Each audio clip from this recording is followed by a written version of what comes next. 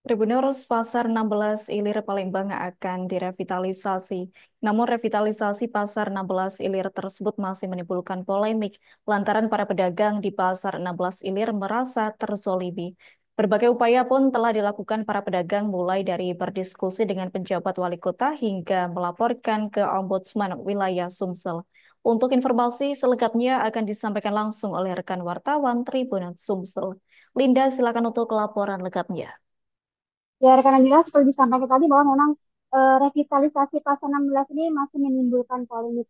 Pasar 16 Ilir di Palembang ini direvitalisasi sejak 2023. Nah, bangunan pasar seluas 800 meter persegi ini tadinya diharapkan bisa menjadi etalase wisata di Kota Palembang. Namun memang revitalisasi Pasar 16 ini masih menimbulkan polemik lantaran para pedagang di Pasar 16 merasa terzolimi. Berbagai upaya pun telah dilakukan nih, mulai dari berdiskusi dengan penjabat wali kota Palembang hingga melaporkan ke Ombudsman RI wilayah Sumsel.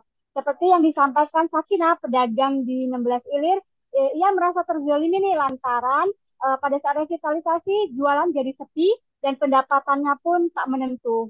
Nah, ia sudah berjualan di Pasar 16 Ilir itu 15 tahun yang lalu. Nah, sebelum adanya revitalisasi ini, jualannya itu lancar-lancar saja. Namun sejak adanya revitalisasi, jualannya jadi sepi. Dan kalaupun itu ada penjualan, ia merasa bersyukur. Harapannya nih pemerintah bisa menyelesaikan masalah ini karena memang masih banyak kebutuhan yang harus ia lakukan seperti untuk biaya anak sekolah.